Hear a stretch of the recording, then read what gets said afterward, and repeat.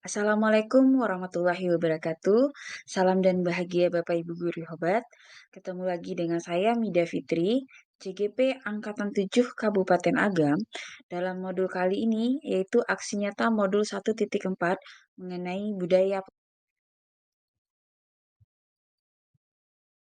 Aksi nyata berikut ini berupa sosialisasi mengenai budaya positif secara luring kepada peserta MGMP Matematika SMP Kabupaten Agam untuk wilayah Barat. Bapak Ibu, selamat menyaksikan.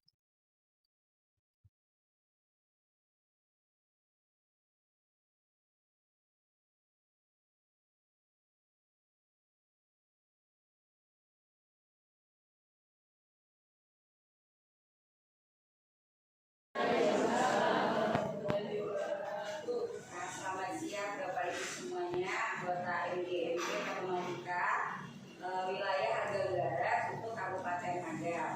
Nah, Bapak Ibu, ada pertemuan pertama ini izinkan saya dari sini untuk berbagi mengenai praktek baik yang sudah dilakukan selama mengikuti kegiatan di Gunung Penggerak. Kebetulan saya termasuk dalam angkatan 7.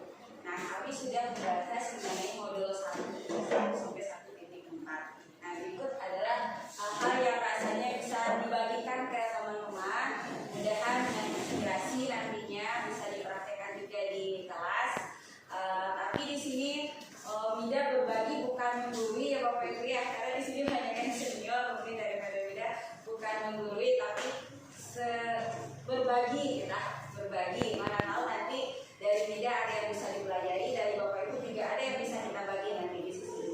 Baiklah Bapak Ibu, di sini berbagi mengenai budaya positif itu nanti akan terbagi ada dalam pembelajaran dan ada juga budaya positif dalam lingkungan siswa. Nah, yang pertama yang kami pelajari itu adalah mengenai paradigma baru dalam belajar.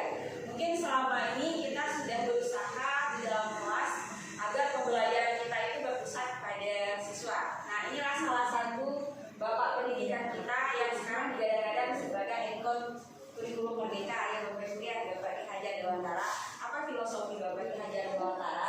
Yaitu yang pertama pembelajaran yang berpusat pada murid. Jadi yang kita pusatkan pembelajaran itu adalah pada siswa kita, tidak lagi hanya guru saja yang belajar, tapi bagaimana kita membawa murid itu juga ikut dalam kegiatan pembelajaran. Yang kedua, pembelajaran sesuai dengan kodrat alam dan kodrat zaman murid. Nah, salah satu kenapa kurikulum kita berubah Bapak Ibu, karena zaman kita yang dulu kan gak sama dengan zaman anak murid kita yang sekarang. Dahulu kita hanya satu saja, dari guru saja kita bisa belajar. Kalau anak-anak zaman sekarang banyak ya Bapak Ibu ya, mereka bisa browsing, mungkin mereka bisa mencari ilmu yang lebih bagus lagi daripada kita. Nah, bagaimana kita merangkul zaman mereka ini bisa kita wujudkan dalam pembelajaran. Kemudian ada juga kita melakukan pembelajaran budi pekerti, cinta, rasa dan rasa. Nah, tujuannya nanti kita sebagai guru itu tetap Bapak Ibu simbol kemudian dayani, kita sebagai guru sebagai ingat sesuatu berarti sebagai teladan, imaju mengkasu sebagai pemberi semangat dan sebagai pemberi handal. Jadi itu nanti diharapkan kita sebagai guru itu dah paradigma baru dari Bapak Ki Hajar Dewantara. Nah, kemudian tujuannya apa? Di sini kami di kelas berusaha bagaimana untuk mewujudkan pembelajaran yang berpusat kepada murid, kemudian menciptakan suasana belajar yang menyenangkan, dan juga menyematkan nilai-nilai karakter Islami dan sosiokultural Minangkabau dalam pembelajaran. Karena sebagai besar kalau Bapak Ibu memang membaca bukunya Bapak Ki Hajar Dewantara, mereka kan notabene dari budaya Jawa. Nah, banyak pembelajaran Jawanya. Nah, bagaimana kita menyematkan budaya kita sendiri, budaya alam Minangkabau dalam pembelajaran. Nah, salah satunya yang sudah kami terapkan di kelas, yang pertama adalah menerapkan pembelajaran karakter Islami di kelas. Kami melakukan seperti biasa, mungkin di sekolah-sekolah itu juga sudah ada kegiatan yang seperti ini ya. Kita berbaris dan saling sebelum masuk kelas, kemudian berdoa sebelum dan sesudah belajar.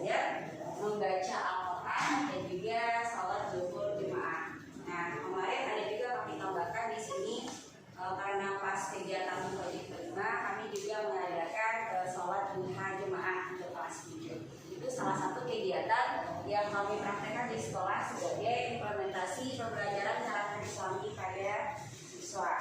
Nah kemudian, ini juga kami juga mencoba menerapkan pendidikan sosiokultural di dalam kelas. Nah menurut berjumpa, jadi ini Bapak Ibu, ambil di YouTube kan banyak itu video-video tentang Minangkabau. Nah salah satu yang kami angkat di sini adalah mengenai kartu Nanampe. Jadi di sini kami tampilkan video kartu Nanampe ini yang diambil diadopsi dari YouTube. Nah kemudian kita analisis. Nah di situ di video itu kan ditampilkan tuh bagaimana cara siswa itu berbahasa dengan temannya, bagaimana cara dia berbahasa dengan guru silatnya. Kebetulan kemarin itu videonya tentang silat. Nah bagaimana dia berbicara dengan orang yang disegani dengan datuknya. Nah kondisi yang ketangkap kamera yang dengan datuk. Nah jadi kita tampilkan Bapak Ibu di kelas, karena anak zaman sekarang ya kalau hanya kita bicarakan saja kan seolah-olah mereka tidak percaya.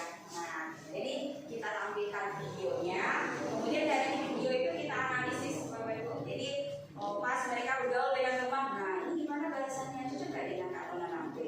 Nah kan mereka tahu sebenarnya kartu Nanampe itu, tapi kan nggak tahu taktiknya gimana. Nah pas video yang kedua misalnya, mereka berkelahi dengan temannya, yang mana dilihat dulu. Nah jadi salah satu yang kami masukkan itu mengenai pendidikan sosiokultural di kelas. Nah ini salah satunya yang praktek baik kemarin yang kami praktekkan. Kemudian juga untuk sebagai pembelajaran itu agar menyenangkan ya Bapak Ibu ya, karena anak-anak kita kan zaman milenial ya, jadi mereka itu perlu sesuatu yang baru. Nah salah satunya yang kami praktekkan kemarin di kelas adalah membuat video pembelajaran. Jadi video pembelajaran ini waktu itu kami laksanakan di semester 1. Video pembelajarannya menggunakan aplikasi Canva. Waktu itu mengenai materi argumentika sosial. Kemudian siswa juga dilengkapi dengan LKPD. Jadi mereka nanti belajar kelompok. Jadi ada LKPD-nya nanti. Jadi mereka belajarkan LKPD. Selain nonton video, mereka belajarkan LKPD, juga belajar berkelompok. Kemudian mereka presentasikan juga. Nah, jadi diharapkan dengan pembelajaran yang seperti ini, anak-anak itu merasa pembelajaran itu berbeda ya. Nah, itu kemarin yang terjadi Bapak Ibu ya, sesuai dengan yang setelah dipraktikkan. Ibu tuh bawa aku ya, aku tuh yang dibawa ibu. Nah, banyak spekulasi yang seperti itu dari murid. Jadi anak-anak itu motivasinya jadi bertambah. Nah, yang biasanya Mida mengajar hanya bermodalkan 1 spidol, 1 buku, udah 3 jam pelajaran jelaskan. Nah, dengan diselingi seperti ini, mungkin ibu bertanya, sering nggak ibu Mida mengerjakan seperti ini juga? Ya. Jadi diselang-selingi, tetap ada yang belajar secara konvensional, kita tetap terapkan di kelas. Nah, diselingi dengan adanya video-video ini. Jadi karena sama murid-murid kita kalau sudah sering kan basi gitu ya. Tapi kalau sekali-sekali kita sertakan video-video pembelajaran seperti ini, mereka belajar kelompok, kemudian membahas soal di kelompok mereka. Nah, diharapkan itu pembelajaran yang sesuai dihajar dewantara tadi ya, berpusat kepada murid. Nah, itu yang sudah kami praktikkan Bapak Ibu. Kemudian di akhir pembelajaran, anak-anak kita diminta membuat refleksi. Mungkin ini yang agak baru dari yang diterapkan biasanya. Jadi kita minta kepada anak-anak ini Bu, bagaimana tanggapan mereka mengenai pembelajaran yang sudah dilakukan, memakai video, pakai Canva, ada sosiokulturalnya juga. Jadi anak-anak itu bisa mengungkapkan perasaan mereka dalam stigma. Jadi pikirlah apa yang mereka inginkan, apa yang mereka harapkan, dan apa yang mereka rasakan. Jadi dari catatan-catatan stigma itu ada refleksi dari mereka dan juga sebagai umpan balik bagi kita nanti untuk merencanakan ke depannya. Pembelajaran yang kami masukkan kemarin, nah Bapak Ibu, ini termasuk ke dalam pembelajaran yang berdiferensiasi. Tapi berdiferensiasi itu kan sebenarnya ada 3 ya. Ada dari segi produk, ada dari segi konten, ada dari segi proses. Nah kebetulan dia baru melakukan dalam segi produk. Nah ini salah satu produknya Bu. Jadi diferensiasi itu Waalaikumsalam. diferensiasi itu kan artinya berbeda-beda. Nah, itu yang Mida tetapkan kemarin di kelas. Jadi anak-anak murid di kelas tuh Mida beri kebebasan. Boleh mereka milih usaha, boleh mereka membuat hasil karya seperti ini. Ini kayak flipboard ya, Bu ya. Sebenarnya ini punya si Najwa. Si Najwa ini kalau disuruh nanti Bu mereka ujian itu tidak akan lulus KKM dia. Dia nggak mampu istilahnya gitu dalam matematika. Jadi kalau dia ujian kan bakal dapat nilai 75. Nah diberilah si Najwa itu pilihan mau nggak bikin ini apa namanya pop up ya, pop up. Tapi materinya mengenai materi matematika. Jadi dia bikin lah dia. Tidak hanya mencontohkan satu tapi dia hasilnya bagus sekali. Nah di sini bisa ditarik. Ada ininya mengenai daftar isi, mengenai untung rugi. Jadi materinya apa yang dicatatkan dia salin ke sini ya Bu, diskon, bunga. Nah di sini ada tujuan pembelajaran, apa yang Mida catatkan dia pindahkan ke sini. Nah di sini ada tulisan pembelajarannya. Untuk melatih kecerdasan otak matematika dalam bidang ini aritmatika. Kemudian ada juga di dalamnya mengenai, nah ini penjelasan, berarti kan materi. Nah dia bikin kayak gini di buku kayak amplop. Jadi di sini kan ada tulisan nih, apa itu untung dan rugi. Nah di dalamnya ada penjelasannya kita tarik. Jadi anak bisa berkreasi itu yang diferensiasi tadi ya. Kalau kita suruh dia ujian, pasti KKM lagi. Tapi coba kita bikin dia mengerjakan yang kayak gini. Nah kan mungkin Ibu Magia nilai KKM nanti ya, dia sudah bekerja seperti ini. Nah, selain dia belajar, dia pasti ingat kan dia yang bikin sendiri ini materinya nih Bapak Ibu. Nah, apa itu bruto? Nah, dia tulis di sini bruto itu apa. Jadi dia punya kreasi, seninya tersalurkan. Nah, itu tadi pembelajaran yang sesuai dengan kodrat alam dan kodrat anak zamannya. Jadi seninya tersalurkan di sini Bu. Mida pun juga mikir, bagus hasilnya ternyata ya. Padahal ekspektasi Mida nggak seperti ini. Nah, ini ada rumus katanya. Apa itu rumus bruto? Nah, ada di dalam. Itu lipat-lipat dari sistemnya. Rumus sama tentang aritmatika. Kemudian ada contoh soal. Contoh soal di dalam amplop, kita buka amplopnya. Nah, ini ada contoh soal, ada jawaban. Jadi kreasi anak muncul Bu kalau kita melakukan pembelajaran diferensiasi. Ada soal, ada jawaban, lengkaplah semuanya dari materi aritmatika. Kemudian, nah ini latihan yang kita berikan ke anak. Dia bikin, jadi kayaknya dia bikin catatan, tapi catatannya edisi ini pop up gitu, edisi pop up. Nah di sini kita ada latihan itu. Nah jadi sini kesimpulan ya. Ini ada masih contoh latihan juga. Jadi dari sini kita bisa mengembangkan potensi anak. Kan belajar matematika kita harus menyediakan latihan dan sebenarnya. Nah, kita coba kreasikan yang lain. Ini salah satu. Ada juga kemarin mereka bikin video pakai Canva. Kita ada juga boleh kasih pilihan. Boleh bikin ini, Canva ini. Boleh bikin video pembelajaran pakai Canva. Ada juga yang bikin kayak buku diari.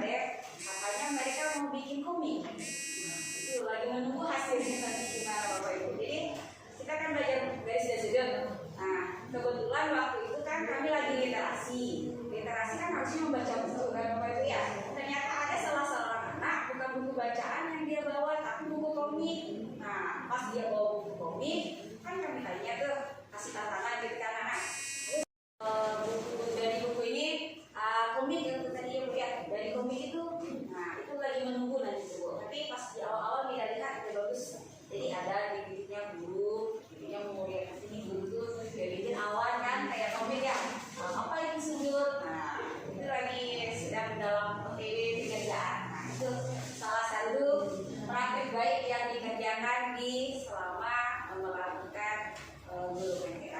Itu yang penting dari segi pembelajaran ya Bapak Ibu ya. Kemudian ada juga mengenai budaya positif. Ini budaya positif.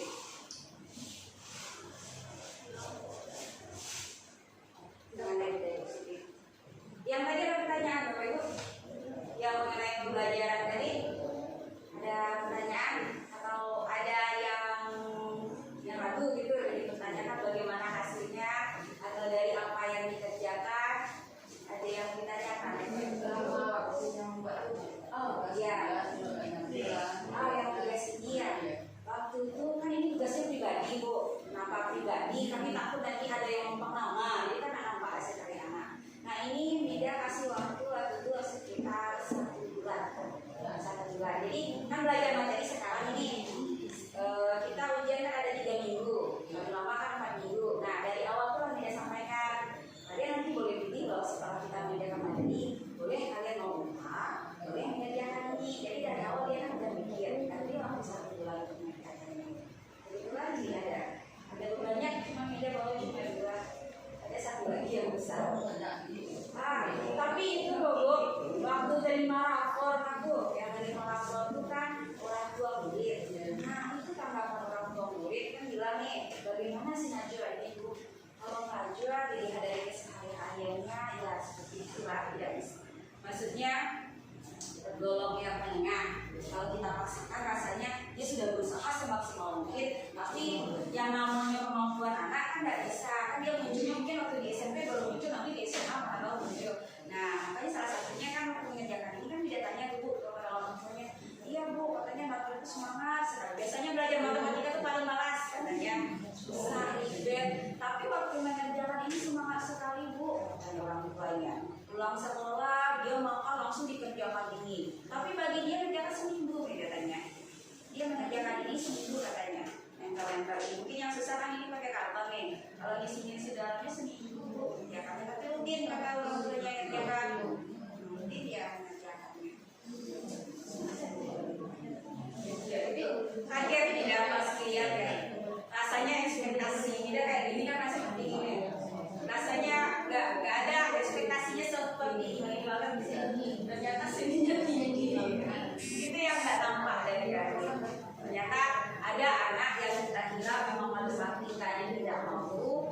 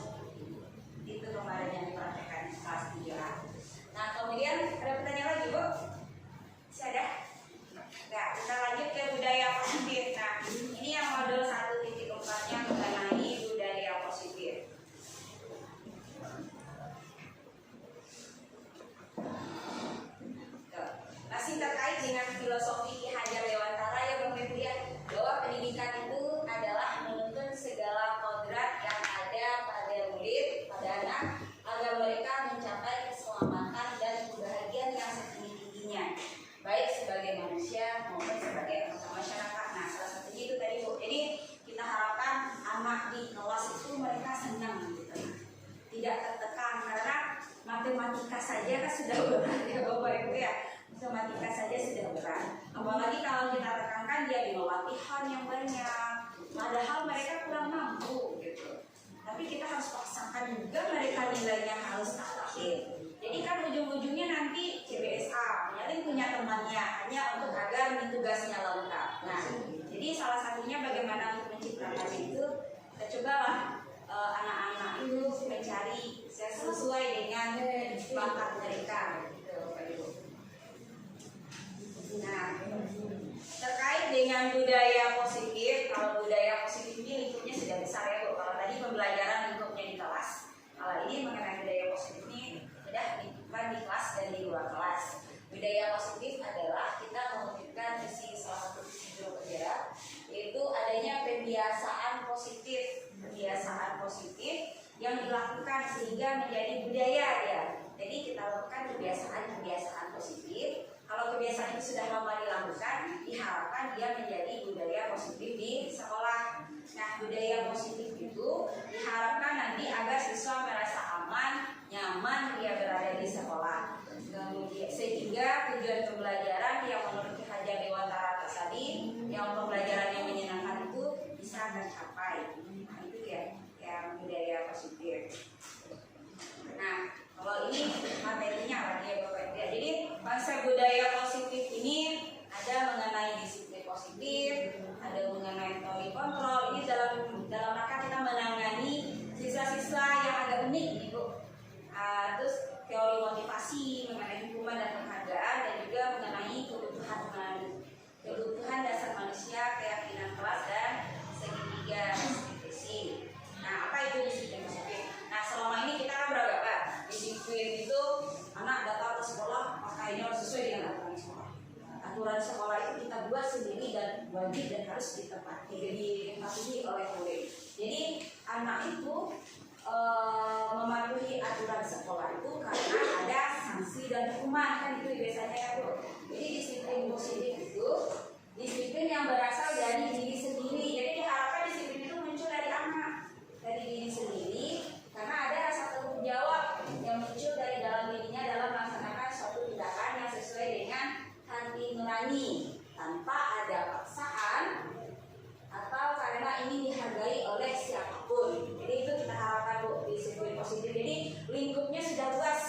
Disiplin positif itu tidak hanya mematuhi aturan kena sanksi, tapi kita harapkan dalam diri anak itu sendiri lah. Jadi kalau dia mungkin bajunya ya ke sekolah yang berbeda, anaknya sadar kalau dia salah. Itu yang kita harapkan. Bukan karena kalau baju salah, baju dihukum. Nah, itu yang berusaha kita hilangkan paradigma itu sekarang Bu. Jadi ini mengenai budaya positif ya. Kita harapkan disiplin itu benar-benar yang muncul dari diri anaknya. Jadi tidak ada paksaan, tidak ada sanksi ataupun penghargaan yang didapatkan nantinya. Nah, ini dia teori motivasi. Nah, selama ini paradigma yang harus kita ubah lagi ya Bapak Ibu ya, di kurikulum Merdeka. Jadi banyak perubahan.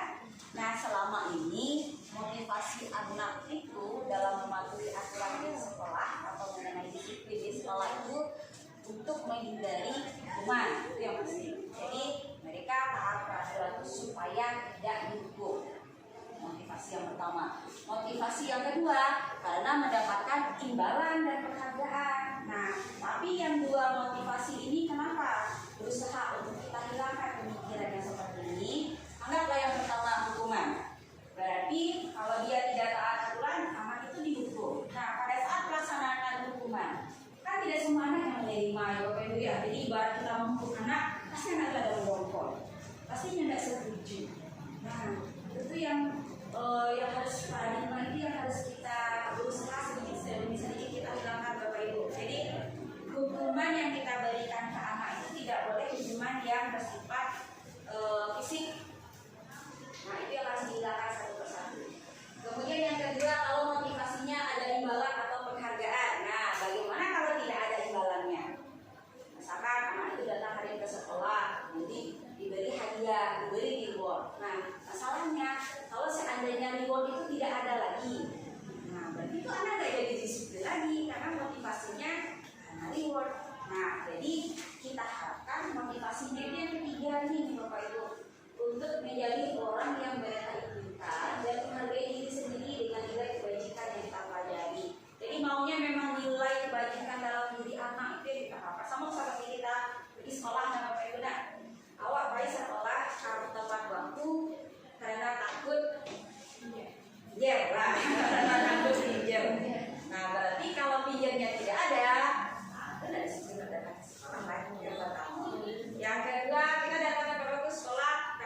ujian dari kepala sekolah. Jadi nanti kalau kepala sekolah nggak mau uji pak, saya datang itu lagi ke sekolah. Nah itu diharapkan nanti kalau sekalinya dia bapak ibu yang tampan, tanpa ada ujian datang ke sekolah tertentu karena kita sadar itu adalah tanggung jawab. Nah itu adik modalnya, budaya positifnya.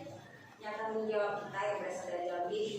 Nah kecuali memang ada alasan-alasan tertentu, alasan-alasan tertentu itu kan bisa. Nah selanjutnya mengenai hukuman, ini hukuman yang tadi bapak ibu. Jadi hukuman yaitu suatu hal yang diberikan kepada murid sebagai akibat dari pelanggaran. Dia bersifat tidak terencana, satu arah, dan tidak ada kesepakatan dengan murid. Nah itu yang tidak boleh sekarang bapak ibu. Tidak boleh menghukum anak itu dadakan. Nah misalnya kayak gini nih, anak datang terlambat, kamu terlambat 10 menit udah kali lapangan 3 kali. Ada nggak hukuman itu tertulis di peraturan sekolah? Kan tidak ada. Nah ini yang nggak boleh sekarang. Jadi diharapkan nanti dalam menangani kasus-kasus anak yang seperti itu ya bapak ibu ya, kita bikin namanya ada keyakinan kelas. Setelah ini ya salam tidak.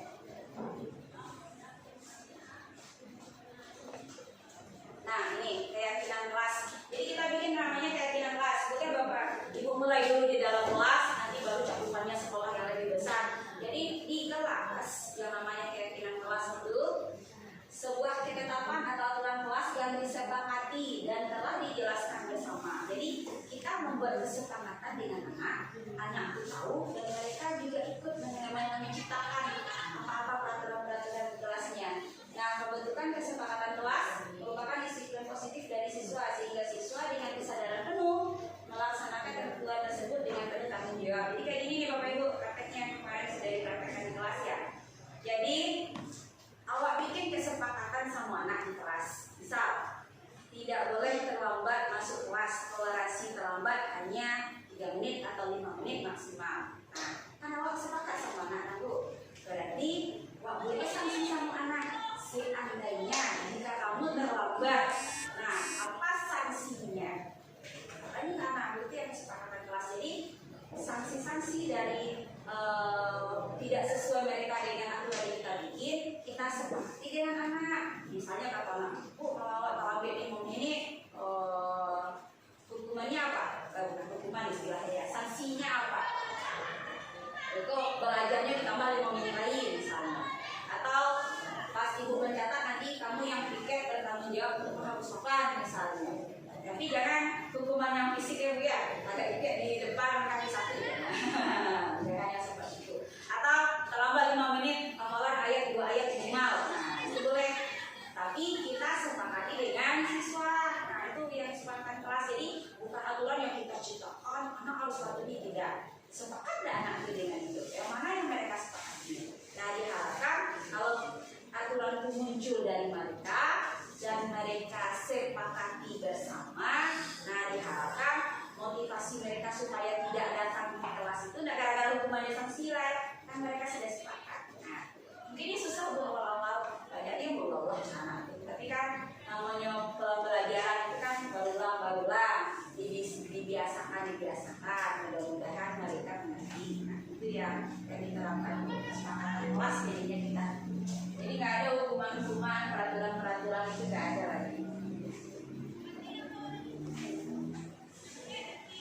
Nah, kemudian dalam penanganan anak-anak yang bermasalah itu, kalau istilahnya kita menggunakan segitiga restitusi, Bapak Ibu. Jadi kalau ada anak-anak yang terlambat itu, jangan langsung dicap. Pelajaran yang budaya positif itu ya.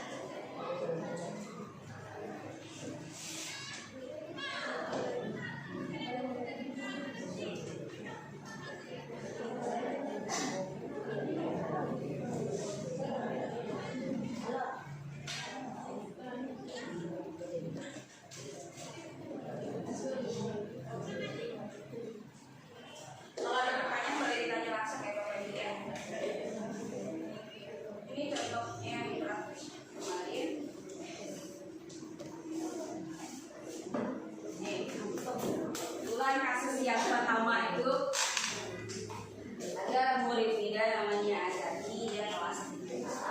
Sebenarnya dia termasuk murid yang rajin, entah kenapa dalam beberapa hari sejak bisa terlambat dan nambah sekolah. Jadi yang jadwal masuk harusnya datang jam 7.30, dia datang jam 8 dulu. Nah, kemudian karena Zaki datang terlambat, dari saya sebagai wali kelasnya memanggil Zaki ke ruangan untuk mencari tahu permasalahannya dan berusaha untuk mencari solusi. Jadi kalau ada anak yang bermasalah, maunya ya Bapak Ibu ya, jangan dihakimi mereka di depan teman-temannya. Nah, gitu. Terkadang anak-anak zaman sekarang punya harga diri loh kata mereka ya Bapak Ibu ya. Kalau hukumnya di tangan kawan-kawan itu terasuk. Jadi kalau anak-anak yang bermasalah saat itu coba biarkan aja dulu. Nah, nanti baru dipanggil dia sendiri. Nah, ini kali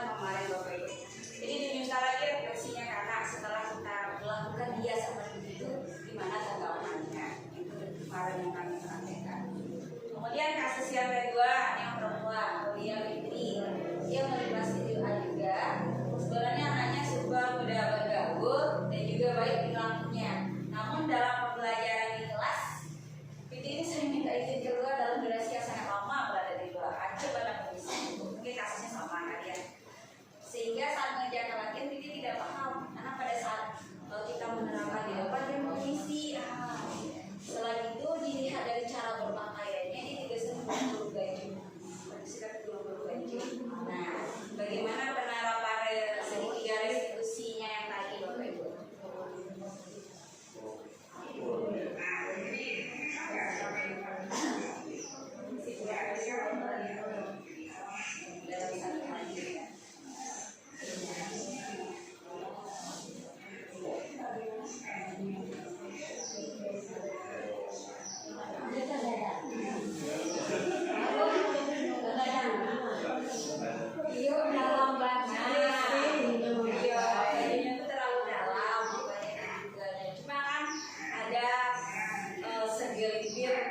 itu baju apa kan gitu ya.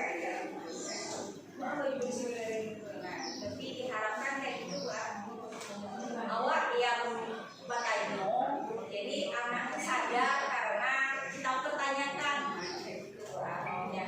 Jadi jangan langsung dikasih hukuman, jangan langsung ijat.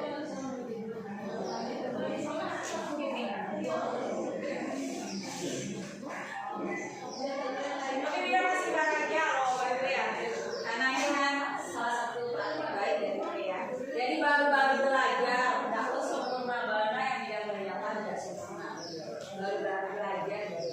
Karena dari guru juga ini baru jalan 3 bulan lebih, 3 bulan.